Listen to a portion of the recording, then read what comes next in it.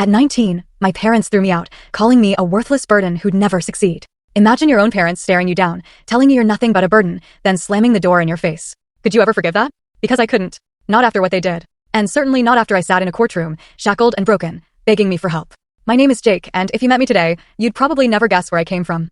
I'm 34 now, I own a small but thriving business, I've got a house I actually love walking into at night, and I'm surrounded by friends who feel more like family than the people I shared DNA with ever did. But if you rewind 15 years, back to when I was just 19, you'd see a completely different picture. That was the day my parents stood at our front door, arms crossed, and told me flat out, I was a burden who'd never amount to anything. Those exact words are still burned into my brain. I can still hear the hollow sound of my own footsteps as I left that house. No suitcase, no plan, just this raw mix of disbelief and anger boiling in my chest.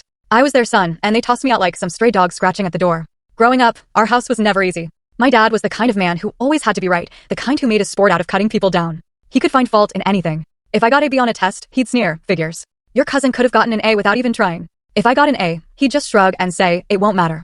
You'll mess up later anyway. My mom wasn't much better. She played the peacemaker, but really, that just meant she let my dad say whatever he wanted, then she'd guilt-trip me into silence.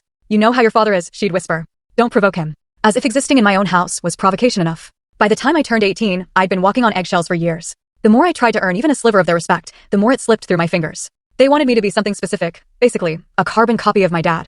He had his hands in shady business deals, stuff I never fully understood back then, but I knew enough to keep my distance. When I told them I wanted to work honest jobs, even if it meant starting at the bottom, my dad just sneered. A 9 to 5? That's not a man's job. That's for suckers who don't know how the world works. The irony of hearing that from a man who would eventually walk into federal court in handcuffs? Yeah, that's not lost on me now. The real breaking point came not long after my 19th birthday. We'd been fighting constantly, me trying to push back, him trying to crush me into silence. That night, he said something different. You're not just a disappointment, Jake, he spat.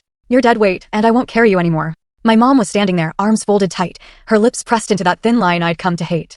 Then she looked me dead in the eye and added, maybe if we cut you loose, you'll learn how to swim. Or maybe you'll drown. Either way, we've done our part. And that was it. They didn't just kick me out, they washed their hands of me entirely.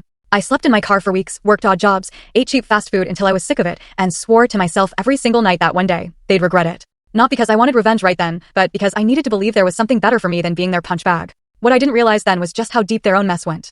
My father wasn't just dabbling in shady deals. He was neck deep in schemes that would eventually unravel in spectacular fashion. But before I get to that, I need to explain just how far they were willing to go to erase me from their lives, and how, despite everything, I managed to, and then, the part that shocked everyone, watch full story.